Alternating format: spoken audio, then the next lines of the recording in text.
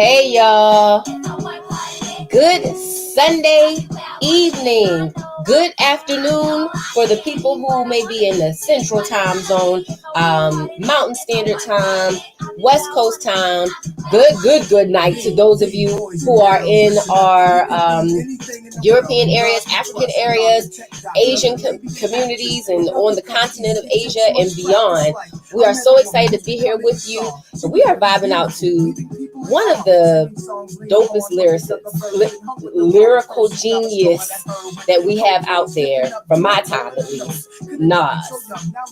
Also, we got to give a rest in peace to Biz Markie, just the amazing person that he was. I'm loving seeing all the love, that the outpour of love, the showing of affection that's being poured out in his honor. And actually, it's a really good segue into our conversation today, because we're just doing a check-in with y'all today. So come on in. Again, we are listening to I Can by Nas. All right, come on in, y'all. Start your watch parties. You are joining this intergenerational dialogue. This is for grown-looking girls who's only 10. The ones who watch videos and do what they see. As cute as can be. Come on, everybody. Good evening, good afternoon, good morning, good day, wherever you may be, however this may fit. Welcome.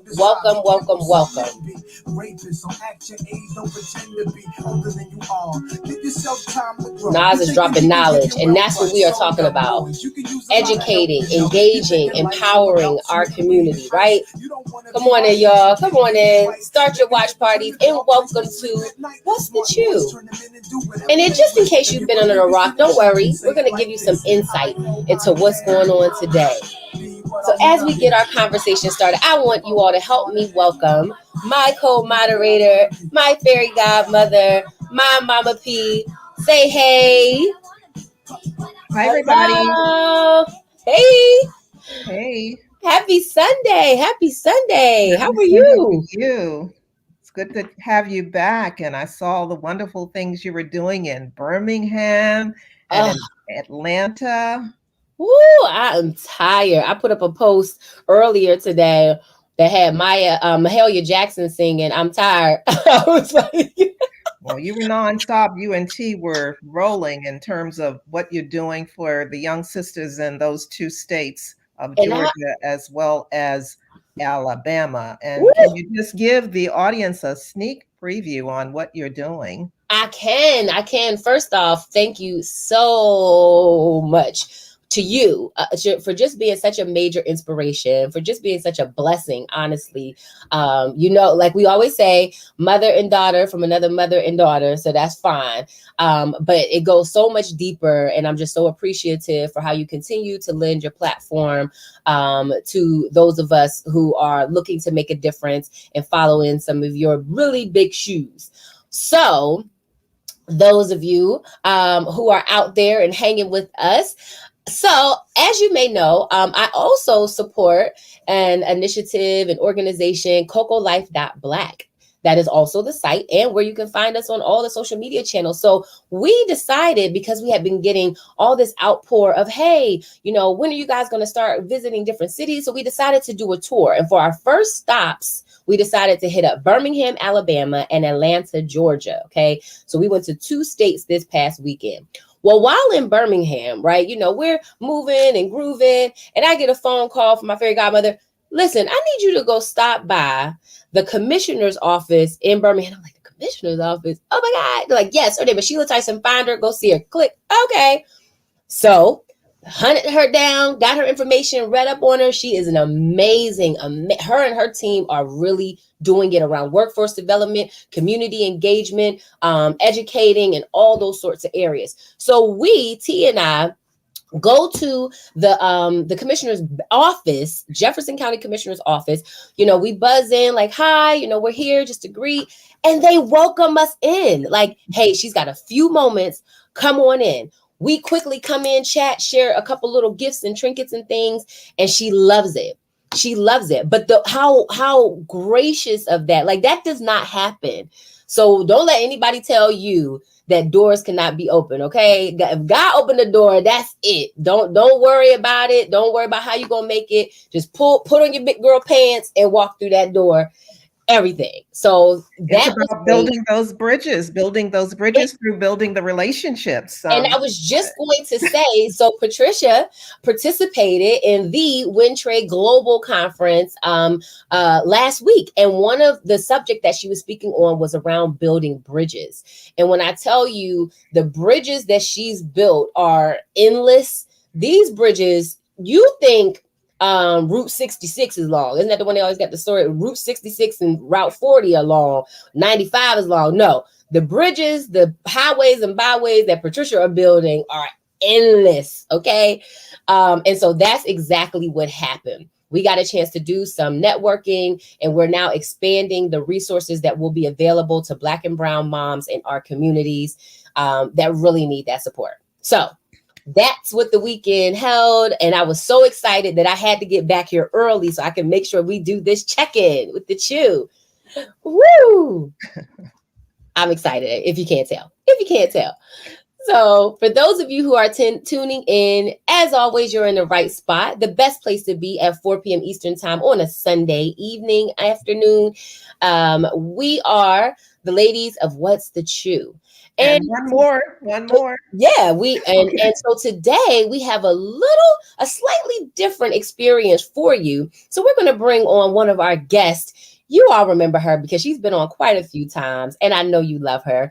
Please say hello to Miss Brittany Flippin. Hello, everyone. Good afternoon. Happy Sunday. Happy Happy To Sunday. you. Sunday. Hey, Britt, how are you? I'm good. It is finally summer break for us educators, so I'm enjoying the Yeah. first post-COVID summer break. That is. Oh. Yeah, how about that? Okay. That's true. This really is like the first summer that we've had post COVID, especially for you all as educators. Hats off to you. Number one, we were in a lift this morning with a fellow educator of yours out of El Paso, Texas. And, we just really appreciate everything that you do, everything that you give, which is why this is such a major topic for us to cover. So thank you so much, Brittany, to you and your peers for everything you do to educate. Thank you. You are so welcome. So let's get into it. Again, this week we're doing something a little different because we've had a number of episodes, right, ladies? So far, we did episode 6 last week. And so I thought it might be good before we continue on this conversation. Patricia and I were talking about just doing a quick check-in. But before we get into the check-in, there may be some newcomers on with us, either watching us live for the first time or watching the playback. So, Patricia, can you please take a few moments and bring people up to speed who may have been living under a rock or something? Maybe their internet was down. I don't know. It's been a lot going on. But what's the Chew? What is going on? What are we doing? Well, what's the chew means what's the chew? And chew is culture, health, education, and wealth. And actually, you created that slogan, what's the chew? Because we didn't have that at first, and it was very catchy. And even people beyond us are saying, we like that better than call and response, which was the original title. Call and response, what's that? Well, The I said people have spoken. it's the church. It's the minister in the congregation. Can I get an amen? Amen. So, bottom line is, what's the chew invites people to ask, what does that mean? What's the chew? And we say culture, health, education, and wealth. And it is a program of the African American Heritage Association of Virginia. And we are the panel, if you will. And we want to explore topics germane to those 4 areas that speak to who we are. And it's interesting because when you're speaking of culture, health, education, and wealth, it's all interconnected because culture is who we are.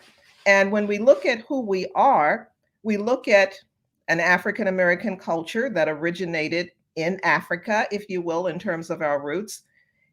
And when we look at health, we look at what's happened as a result of the acculturation into, say, an American or a white kind of environment where some of what we came here with was deemed not something that whites who at that point owned us wanted us to keep. And so we lost elements of who we were through the process of being enslaved.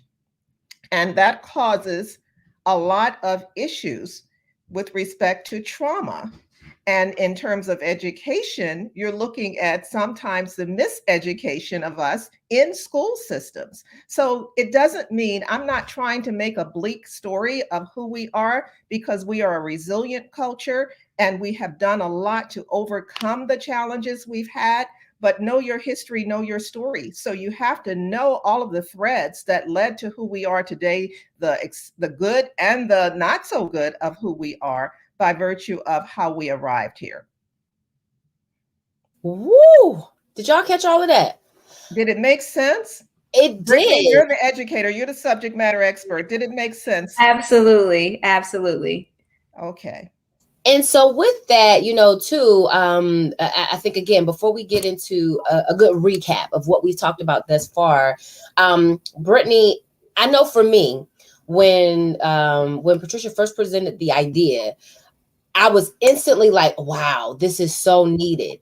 And not necessarily in how people feel like, oh, there's been this innovative idea because it's never been done before, right? I think in this generation and moving on, we have to shift the way we think of the term innovation. Oftentimes, innovation is designed, defined by it being new, never done before, groundbreaking. But there's been we are in 2021. It's not too much new stuff that's going to be happening. However, what we've learned through the process of being the proper process of going through the education system, the proper process of being developed, is that it's not about new, it's about evolving and developing. So when I heard about it, I was excited at the innovative concept, because it was like, yes, we're redefining, rebranding, repositioning this conversation. So I want to ask you, like, especially coming from your generation, what were your thoughts when first presented with the concept of CHEW, and then what's the CHEW? Yeah, that was what I loved about it. I think the intergenerational panel that we have is what to me is most important, because we bring so many different perspectives. And I think in the last few years, especially dealing with social justice issues, a lot of times, and in the election, it seemed like there was a clash of the generations instead of the respect and appreciation of the different perspectives that we bring. And so I think that that has been the most rewarding part of the experience, is being able to hear all of us give our different perspectives and takes, but then realize that at the end of the day, we all have the same goal in mind. And it's just that, people of an older generation, they have different experiences and we have to honor those. And then we have this new generation and we have different experiences, and honoring them and bringing them together.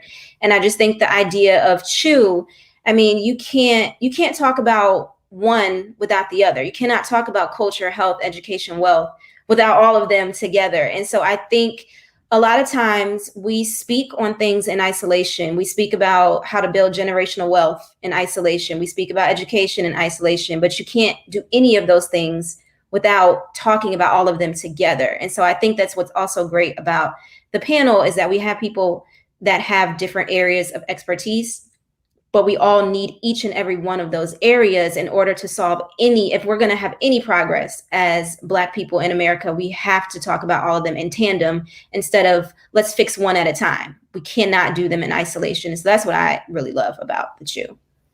You really hit the nail on the head. And so for those of you who are just tuning in, thanks so much. You are in the right place at the appropriate time. It is the wonderful ladies of What's the CHEW. And today we are doing a service to those of you who have been rocking with us for these first 6 episodes, and those who are just joining with a little check-in. Sometimes, like with anything, NASCAR races, basketball, all these different events that operate in a sequence, there usually is a point where you take a little minute to check in, to check up, to settle everything and refresh everyone on where we are. So thank you so much, Patricia, again, for leading the charge. Thank you, as you said, to the African American Heritage Association of Virginia for supporting and hosting this discussion and this platform. And for those of you who are tuning in, we were just having some conversation around what's the CHEW and defining it. And so if you have not had a chance to catch up on our last episodes, don't worry. You have plenty of opportunity to do that by going to Patricia Evelyn Green on YouTube, and you can catch up on all the latest episodes right there. Okay.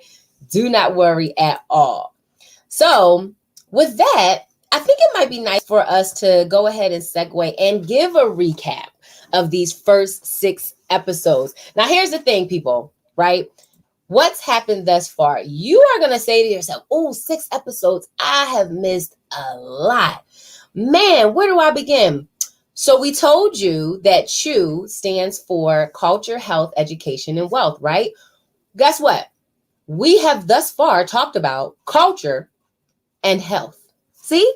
You are not too far in. That's why we wanted to take a pause break and stop for a minute so you can get caught up. Like, oh, okay. So yes, in the first 6 episodes, we do not rush these topics, people. Okay, we take time to hit on on what we can, right? Because we could literally do 600 episodes on culture, another 600 on health, and Lord, don't get me started on education and wealth. You get the point.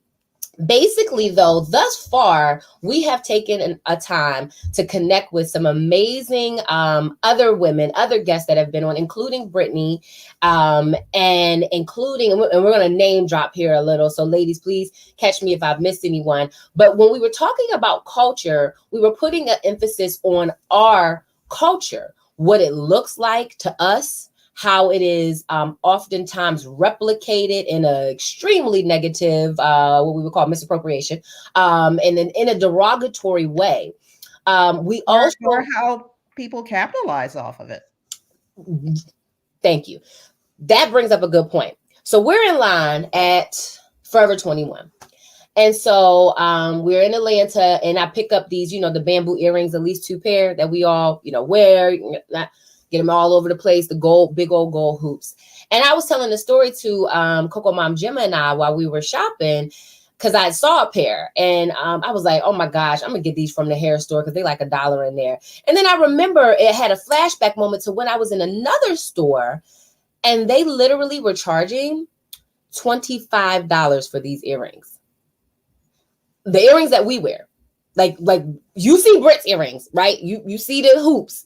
So you all know if the bamboo earrings, at least 2 pair style. I got some. $25 they were being charged in this other store. I'm not going to say exactly the name, but it is 2 words and it has an A and an E in it. Okay, I'm going to leave it right there. $25. I could not believe that our style was being profited like that. It was a style we made popular. So that was a lot of what we talked about as it related to culture. So let me just interject there. So from a marketing perspective, we were being used as a test market without knowing. And the more that they saw us wearing those earrings, the more they saw a way to profit off of what was a part of who we were. And, historically, people made us hate ourselves, and then they made money off of our self-hatred. Yeah.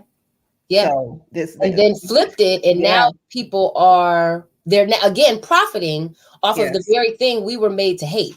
Right. Our body images, our hair, our skin color, all of those things. Yep. So as we talked about culture, and then that was also a good segue into health, we talked about those that impact to our community, the beauty that comes in our culture, the beautiful way we are stepping up to support our own health and healthcare needs, to address those disparities across all.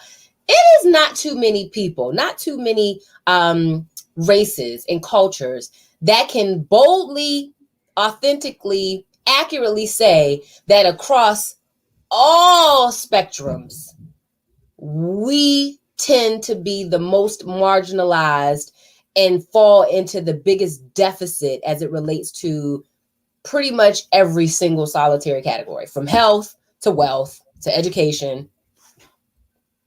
Like, we tend to fall in the bottom whatever of everything, which is why, again, this conversation was needed. And it could be argued, well, what I hear a lot is, well, what about when Black people do blah, blah, blah? And you say that there is racism involved, but we've seen you do it.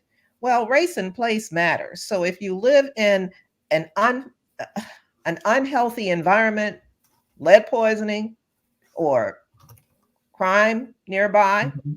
and you Mhm. look at diet and all you see are liquor stores and no fresh food, and then you go to the hospital, you have to go to ER, of course, and you die on the floor, all documented in articles, because no one was paying attention to you.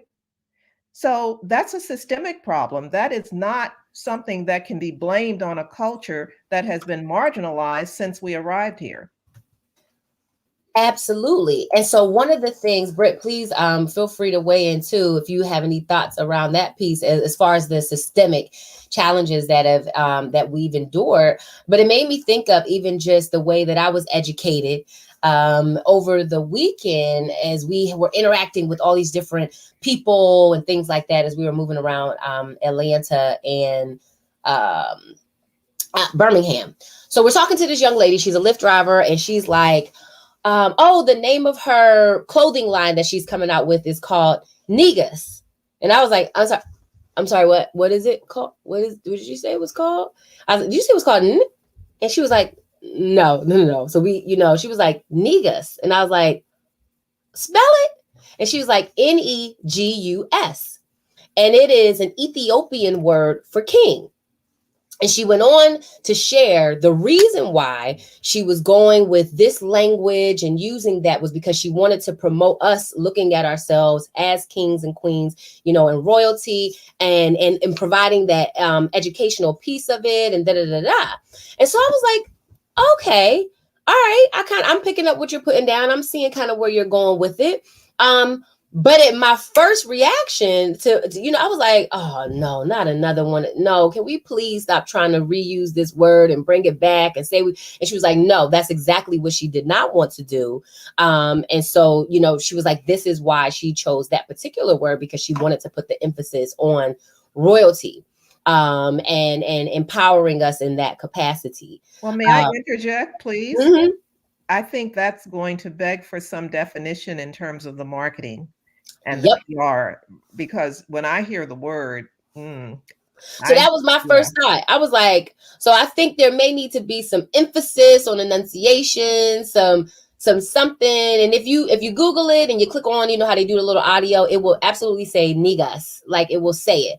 But because of the obviously the tonality of it and the word itself, how you pronounce it, it kind of caught me off guard. Now, I'm not saying anything against it, but I agree to that point, and she did too. She was like, so she knows she has to be very intentional about the marketing, about the representation of it, and those sorts of things. And then she took me through this whole soliloquy about chess moves and chess and all of this stuff that I had no idea about until, because she's a really good chess player, as she's informing me about this. But I say that to say, the reason why it is very important for us to be educated, for us to be open as we shift in these different generations, right, about what's coming. Because if, like Brittany said, if she ran into someone and they were instantly like, oh, baby, don't use that because that sounds too much like, she's going to instantly be deflated. But the way you positioned it was, okay, but let's make sure we're intentional about marketing, about promotion, right? That's not telling you go back to the drawing board or know you're wrong. That's saying, okay, so how you plan to market this? Because here's what that needs to do. And I think that, again, is when we talk about what's happened thus far, that's what we've been doing. We've been creating intentional conversations. We're not whining and crying or attacking, right? We are intentionally discussing topics that impact us. Yeah, we're speaking truth, and you're right. It could be argued that, depending on who's watching us, people may be confused. But if they know our history, then they will know the authentic representation of our story. Absolutely. Absolutely. Absolutely. Well, let's do this. All right. So we brought you up to speed so far. We informed you as what it means as to what the CHEW means. Let's give you a little preview. All right. So coming up in our next couple episodes, we are going to launch our conversation around the E in CHEW, which is education. All right. So the next few episodes are going to be centered around a more in-depth conversation on education. So to give us a little kickoff to that, I was doing some research. All right. And as I'm looking, and I don't have to look hard, right? Because the information is all over the place. But I started thinking about current events and how Black history being taught in schools is being challenged right now. Specifically, let me just lift up the issue in Tennessee with the moms who wanted to remove the story around Ruby Bridges because they didn't think that the other protesters were given like a fair shot in it or given enough compassion. Sounded like a whole lot of privilege. All I heard was the Charlie Brown mom, which was wah, wah, wah, wah, wah, wah. That's all I heard. Brittany, you're an educator, a very intentional, bright, futuristic, oh, I'm so glad, oh, I wish I was in your area type of educator. Current events, what are we seeing happening, and what have you seen anything different? Is this new? Is this continued? Like, what are we seeing happening right now as it relates to Black history being taught in schools? I definitely would say it's not new. We can take this all the way back to when we were pushing for integration and just scare tactics. And so I think the media in our country, in our country's history and past, we are great at throwing out these buzzwords that are used to just completely scare people. And so when I think about this whole issue of teaching Black history in schools, where you even down to you can research and pull up articles and YouTube videos of people screaming at school board meetings with one another because they are so emboldened and passionate about this idea of what's being taught in their schools.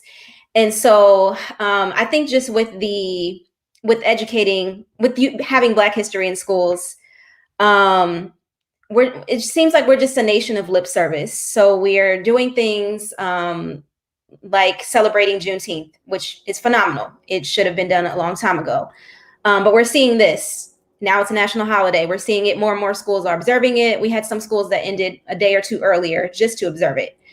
But then in the same breath, you are saying how can we, so we're going to have a day off of school, but we can't tell the kids what that day off means. And so, to me, it's a scare tactic is just my personal opinion. I think that people are using these buzzwords to scare people to think that we are indoctrinating students to learn to be this way. And so I think a lot of the fear is that we're finally going to teach students about what really happened in this country. And I don't want to say the older generation, but certain people of the oppressor class are afraid that there's a new generation of children that are actually going to learn what really happened. Because we know in certain states we have textbooks, legal textbooks that are part of the curriculum for that education department in that state that say, slaves were treated well and slavery, they give you one line and they don't tell you about the brutality of it. So the idea, these same people are afraid because they're saying, whoa, so now you're going to really teach them what really happened. And they're afraid because they know knowledge is power. And so they're not just afraid, I think, of minority students actually learning more about themselves. I think they're also afraid of the majority students being able to say, oh, there were some things that happened with my ancestors, and now I'm learning about this, and I want to be the change. And these older folks, they're the people in power, they're afraid of that happening. And so what happens is you get this idea of, well, no, we don't want to, we don't want to do this Ruby Bridges thing, or we don't want to teach about this. We don't want to teach about racism in the legal system and racism in housing and racism in health and education. We don't want to teach about environmental racism because if they know too much, then they're too powerful. And so I just think we see it again and again. The power of fear. We've seen that in past political arenas. The power of fear, and that's what it is. But I think that's why it's important that we have people that look like us in these positions of power, so that these things do not happen. I'm very fortunate in the district where I teach. It is absolutely a paramount of their teachings that we teach culturally relevant teaching. And so I'm very fortunate that I'm in a district where I am encouraged to make sure that students get to learn about themselves. However, there are teachers who look like me in places like a Tennessee or the Mississippi Delta or other regions where they are discouraged from being able to teach their students about themselves. And so I think that's why it's important for us to be in these positions of power in education. We have to have people that look like us who really care about the interests of our students, because if we don't, then the educating of our students is going to be left to people who do not have their best interests at heart. And we know that we have a certain lens as to what happened to us, but the oppressor has a certain agenda that they want to push. And so I just think it's really important that we are really being advocates. I think it starts at home. We have to make sure that we are teaching our babies what it means to be Black at home, so that if they read a textbook that says, slavery was just a slight injustice and then it ended and everything was great, they can stand up and say, no, excuse me, this is actually still happening. And so I think that's why it's important that we start those conversations at home. The educational system is important, but we cannot leave educating our students solely as a responsibility of a teacher. We cannot, that is not something that should be happening. No matter how great your teacher is, you need to always make sure that you are giving your child the tools before they hit those school doors. And I think we've kind of lost that along the way, where we've left educating our students up to just the school system, but we should be working in tandem. It shouldn't just be in isolation at the schoolhouse. It should be at home as well. Ooh, oh my goodness, Brittany. Love everything that you said. And as you can see, everybody, this is why this conversation is so important. This is it, oftentimes people are like, "Ooh, that's heavy. We don't need to talk." This isn't heavy. This is accurate. Like, this is exactly what we're living. And guess what? If it feels heavy, there's nothing like being able to lift a weight. And you don't have to bear that alone. We are all feeling the same pressures that you are. That's why we have to have this conversation. And you said something, Brittany, about always giving your child the tools to be exceptional, which is what I heard, which is why you don't leave. I don't care if the person looks like you said, the best teacher in the world. You, as the parental, as the guardian, as the first point of reference for that child, need to be heavily influential in what education looks like, through action and through caught and taught, as my mom used to say. More is caught than taught when it comes to kids. What are you thinking, Patricia, about these current events and what Brittany said? Hold on, you're on mute. Are you unmute? She going to Sorry, town. I was saying, sorry, that my kids are grown, but I recall I was very actively engaged because they went to white Catholic school most of their elementary years. And there were crazy things now in retrospect that my son references in his book. So anybody who made him angry, read his book, and he's not calling their names, but he's calling the situations. It was something as simple as my son was scratching his arm. And what happens when we scratch, ladies? Ash. Yes. And she called, Little dryness comes. yes, she called me. And that became an issue for her. What's wrong with him? What's that flake on his arm? I mean, I said, ash. Black people have ash. And they have it bad too, because I didn't And see. then conversely, my daughter had a situation. This had nothing to do with academics, but it was eroding them.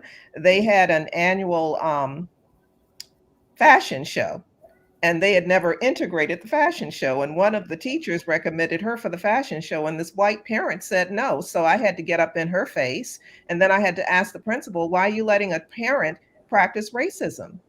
So, none of it had to do with academic. They were both bright kids. But if you have social situations, my daughter was told by the kids that they couldn't, the girls, because the girls had their own separate parties from the boys for their birthdays. And my daughter wasn't invited to many of them because the little girls, this was first grade, said, our parents said, we can't invite you because you're Black.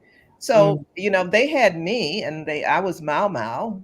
And so my point is, I taught them as best I could to feel good about themselves in spite of what these kids had been told by their racist parents.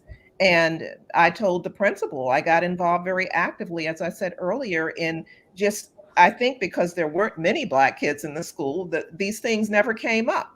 So that's also what parents need to know. We need to find out how, if it's something that our children are acting like, that seems to be troubling them, particularly if they're in elementary school, we need to find out what's happening in the school. Principal may not be aware of it. And can I just add, it just made me think to what you said. I know this is not as easy for all parents, but it's really important to be involved, not just for your kid, but for all of those children. And so I think about school board meetings and things like that. There are a lot of hot button issues going on.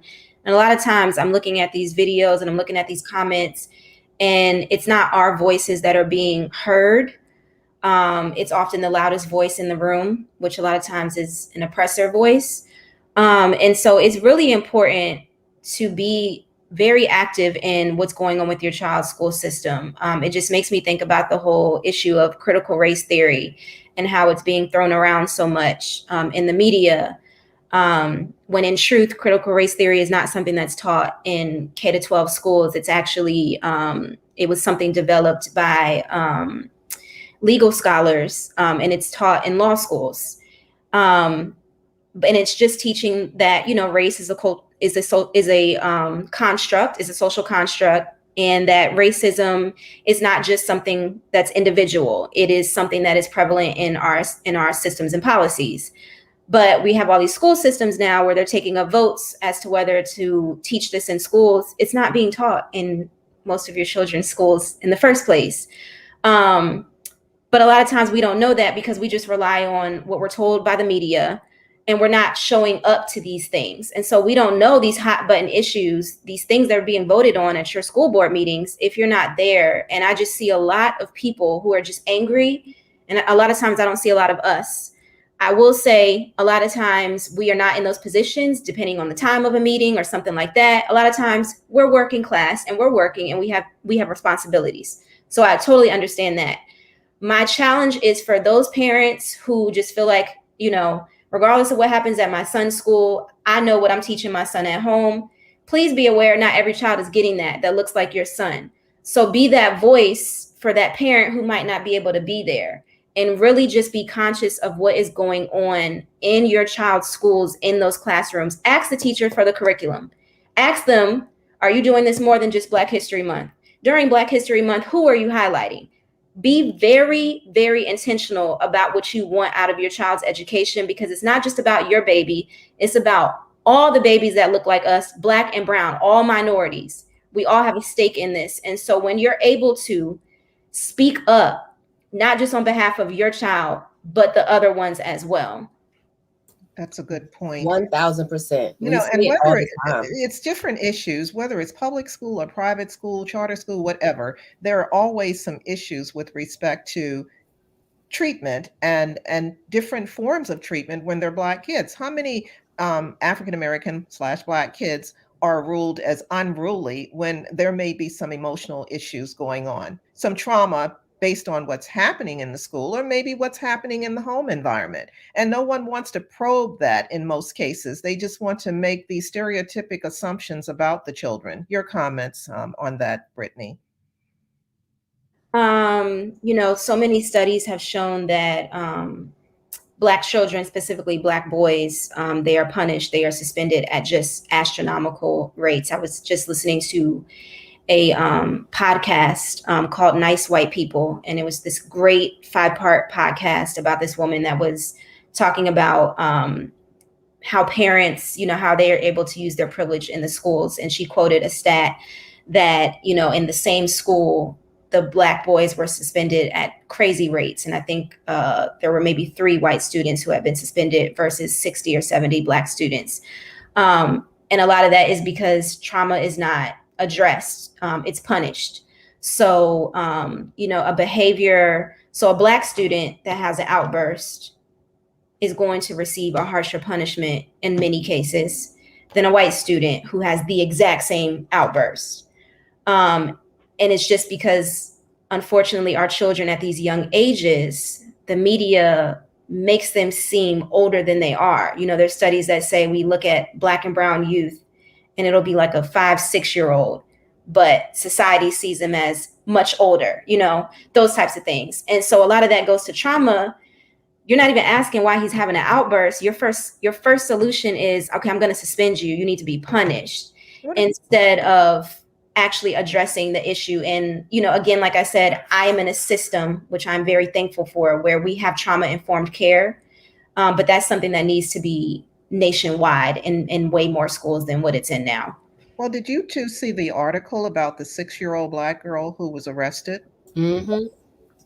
Yep. It's crazy. Yep. And that's happening. Taken out to the police car. The child was crying. Yeah. And it's so many more of those, which is why, we are going to delve really deep into this subject and this conversation around education, because it is such, all of these topics that we're covering are major.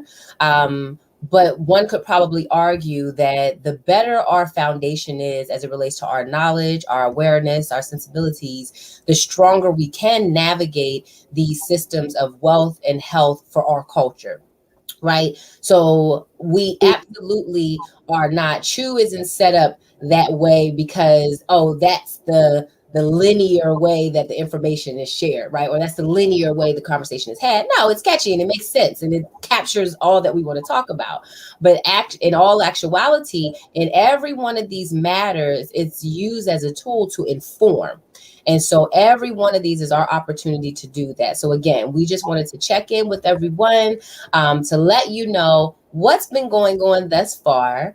What really is the C.H.E.W, since you may have been like, what's going on? And let you know what is coming up in our next few episodes. So yes, we're going to talk about education for a couple of weeks. Then we're going to delve into wealth. And you're going to be along for the ride, chatting and chewing. So as we wrap up for today, Brittany, Patricia, any final words, final thoughts that you want to share? I'll go with you first, Brittany. Any final words or thoughts that you want to share?